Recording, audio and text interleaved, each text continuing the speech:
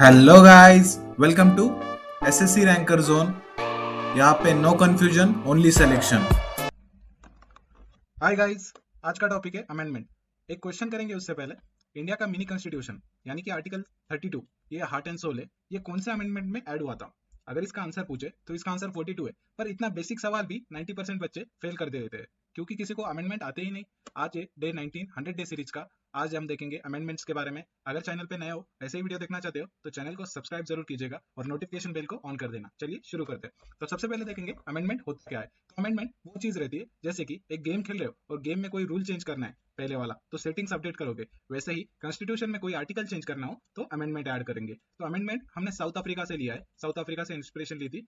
और ये आर्टिकल 368 ये गारंटी देता है, मतलब अपने को ये अमेंडमेंट करने की, मतलब कोई भी आर्टिकल चेंज करने की, ऐड करने की, अपडेट करने की अनुमति देने वाला आर्टिकल माने 368, याद रखना।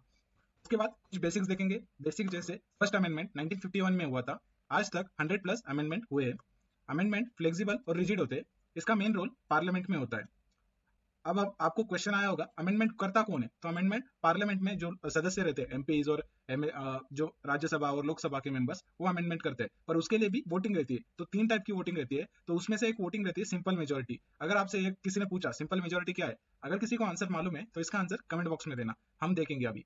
तो मैंने अभी बताया अमेंडमेंट ऐड करने के लिए 3 टाइप की मेजोरिटी रहती है, एक सिंपल मेजोरिटी, स्पेशल मेजोरिटी और स्पेशल प्लस स्टेट मेजोरिटी। इसे ऐसे याद रखो। जैसे कि एक एग्जांपल देता हूँ। जैसे स्कूल में कोई चेंज करना है, स्कूल में कोई चेंज करना है तो नॉर्मल टीचर मीटिंग होगी और वो आराम से हो जाएगा। तो ये सिंपल मेजोरिटी। अगर कोई बड़ा किस्सा है, मतलब यूनिवर्सिटी में कोई चेंज लाना है, तो इसके लिए क्या करना पड़ेगा, अलग अलग कॉलेज से परवानगी लेनी पड़ेगी, मतलब अनुमति लेनी पड़ेगी। उसके बाद ये आएगा, ये स्पेशल मेजोरिटी। और स्पेशल प्लस स्टेट ये कब आएगा? सपोज करो एक सीबीएसई एग्जाम में कोई चेंज करना है, तो ये इंटर स्टेट मामला है। तो इंटर स्टेट मामला और ये पूरे देश पर लागू होगा, इसीलिए स्टेट्स, इसके लिए स्पेशल प्लस स्टेट।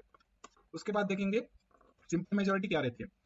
इमेजिन एक एग्जांपल देता हूँ, जैसे कि सिटीजनशिप, किसको सिटीजनशिप देनी है या बाउंड्रीज, स्टेट की बाउंड्रीज वो कौन डिसाइड करता है। तो इसके लिए सिंपल मेजोरिटी ऐड हो सकती है, मतलब सिंपल मेजोरिटी से हम अमेंडमेंट ला सकते हैं।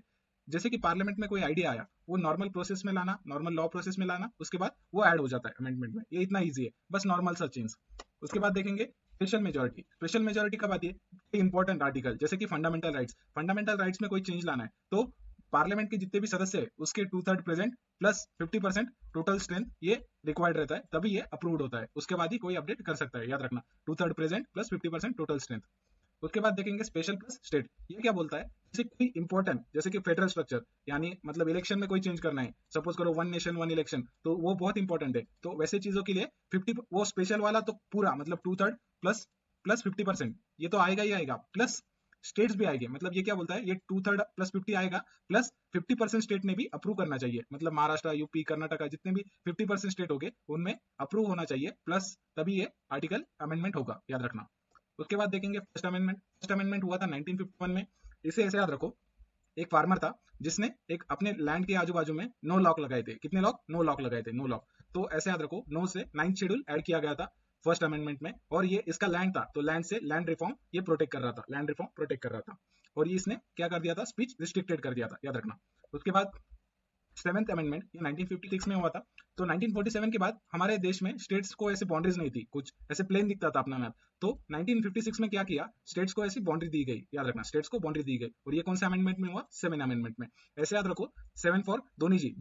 धोनी जी ने क्या किया, सारे स्टेट्स को बाउंड्री दे दी, सारे स्टेट्स को बाउंड्री दे दी, उनके फैंस सारे स्टेट्स में बढ़ गए, याद रखना। उसके बाद टेरिटरी का मतलब जो जो टेरिटरी में के हिस्से में अमेंडमेंट हुए वो देखेंगे अभी। तो 9th अमेंडमेंट में ये पाकिस्तान से हमने एग्रीमेंट की थी, बेराबरी एक स्टेट था उसके बारे में, मतलब बाउंड्री एरिया था उसके बारे में। बाद में 10th अमेंडमेंट में दादर हवेली ऐड हुआ था, 12th में गोवा ऐड हुआ था और 14th में पौंडीचेरी ऐड हुआ था। ऐसे याद रखो इसे। 9th क्लास के बच्चे क्या कर रहे थे, पाकिस्तान जा रहे थे। क्या कर रहे थे? पाकिस्तान जा रहे थे। पर बीच में उनको मिल गए दादाजी। दादाजी ने बोला, दादाजी ने क्या बोला, पाकिस्तान क्या जा रहे हो, गोवा जाओ। गोवा गए, फिर गोवा में उन्होंने खाई चेरी, गोवा में खाई उन्होंने चेरी, याद रखना।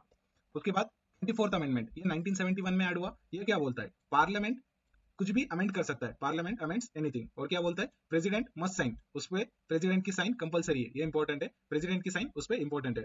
तो ऐसे याद रखो, 24 घंटे आपके पास, टीचर ने 24 घंटे दिए कोई भी रूल चेंज करने के लिए, पर उसके लिए प्रेसिडेंट की अनुमति चाहिए। 24 घंटे दिए पर प्रेसिडेंट की अनुमति चाहिए, प्रेसिडेंट के बिना ये लागू नहीं होगा, मतलब आप कुछ भी नहीं कर सकते। उसके बाद देखेंगे 25th अमेंडमेंट और 26। 25th अमेंडमेंट क्या बोलता है, पहले क्या होता था, जो पब्लिक वर्क करना था, मतलब जैसे कि ब्रिज बनाना या फिर रेलवे लाइन लाना, तो उसके लिए प्रॉपर्टी बाय करनी रहती थी सरकार को। तो सरकार क्या करती थी, पैसे देती थी, पर पहले क्या करती थी, पैसे देती थी ओनर को, पर ओनर केस कर देता था इस पे, गवर्नमेंट पे ही। तो इसे हटाने के लिए सरकार ने एक कानून लाया, जो पब्लिक प्रॉपर्टी, मतलब जो ओनर की प्रॉपर्टी, उसके दाम गिरा दिए, जो पब्लिक वर्क के लिए यूज होने वाली है इसके लिए। उसके बाद 26th अमेंडमेंट, ये क्या बोलता है, पहले क्या होता था 1947 के बाद भी, मतलब कुछ किंग थे, कुछ टाइटल्स थे, जो सदियों से चले आते जा रहे थे, तो उनको हम सैलरी प्रोवाइड करते थे, ऐसे कुछ सैलरी। तो बाद में क्या किया, 26 अमेंडमेंट ये बोलता है, अब तुमको सैलरी कुछ मिलेगी नहीं, मतलब तुम्हारा पर्स अब खाली होगा, पर्स एबोलिश्ड होगा, याद रखना। 25th में प्रॉपर्टी गई और 26 में पर्स चोरी हो गई, याद रखना। उसके बाद स्लाइड 31st और 36 अमेंडमेंट। 31st अमेंडमेंट क्या बोलता है, लोकसभा के 545 मेंबर्स होने चाहिए, लोकसभा के 545 मेंबर्स होने चाहिए। 36 क्या बोलता है, सिक्किम एक स्टेट है, सिक्किम इससे पहले स्टेट में ऐड नहीं हुआ था इंडिया में, उससे पहले वो वेस्ट बंगाल का ही पार्ट था और आसाम का पार्ट था, उसके बाद ये सिक्किम अनदर स्टेट ऐड हुआ हमारे देश में। ऐसे याद रखो, 31st के दिन क्या हुआ था, एक जगह पे 545 मेंबर्स आ गए, 31st की रात को 545 मेंबर्स आ गए। और 36, सिक्किम का एक लड़का 36 की जर्सी पहन के भाग रहा था। उसके बाद देखेंगे मिनी कॉन्स्टिट्यूशन, 42nd अमेंडमेंट, ये क्या बोलता है, 42nd अमेंडमेंट ये बोलता है, एक ट्रक आई, ऐसी एक ट्रक आई, याद रखना, 42nd नाम की, 42nd नंबर प्लेट की एक ट्रक आई, उसने सोशलिस्ट, सेक्युलर और अलग अलग फंडामेंटल ड्यूटीज दी हमने। ये तीन वर्ड दिए उसने, सोशलिस्ट, सेक्युलर और इंटीग्रिटी, ये तीन वर्ड्स ऐड हुए प्रियम्बल में 42nd अमेंडमेंट के तहत। और फंडामेंटल ड्यूटीज भी 51 थे, मतलब 51 ए, ये फंडामेंटल ड्यूटीज भी इसी अमेंडमेंट के तहत ऐड हुई थी। ऐसे याद रखो, ये ट्रक आया, उसने सारे अपग्रेड दे दिए पार्लियामेंट को स्ट्रॉन्ग बनाने के लिए, याद रखना। उसके बाद 44th अमेंडमेंट, ये क्या बोलता है, 44th अमेंडमेंट ये बोलता है, जो पिछला मतलब गाड़ी आया उसने कुछ हमारे यहाँ नुकसान किया होगा, तो उसी नुकसान को सुधार करने वाला 44th अमेंडमेंट, ये डेमोक्रेसी को रिस्टोर करता है। और एक चीज करता है, उस ट्रक ने कुछ एरिया प्रॉपर्टी अपने नाम की थी, प्रॉपर्टी अपने नाम की थी, और वो बोल रहा था मेरी खुद की प्रॉपर्टी, ये मेरा फंडामेंटल राइट है। तो सरकार बोली ये फंडामेंटल राइट नहीं, ये अब लीगल राइट बनेगा, फंडामेंटल राइट से रिमूव कर दिया गया और ये अब लीगल राइट है, फंडामेंटल राइट नहीं है तुम्हारा। उसके बाद 52nd अमेंडमेंट, ये क्या बोलता है, एंटी डिफेक्शन, माने ऐसे याद रखो, 52 से क्या याद आता है, 52 ताश का गड्डी, मतलब ताश की गड्डी, याद रखना, 52 कार्ड्स, 52 कार्ड्स। तो 52 कार्ड्स, एक बंदा कार्ड्स खेल रहा था और अपनी पार्टी चेंज कर रहा था, बीच गेम में ही अपनी पार्टी चेंज कर रहा था, तो क्या हुआ, पार्टी चेंज किया तो उसको निकाल दिया, उसको निकाल दिया। ऐसे ही सरकार में अगर कोई बंदा, मतलब एक पार्टी से, सपोज करो बीजेपी से, तो अगर वो बीच में ही कांग्रेस से चला गया, कांग्रेस के पास चला गया, तो उसको निकाल देंगे, उसको निकाल देंगे। ये 10th शेड्यूल में ऐड किया गया था, याद रखना।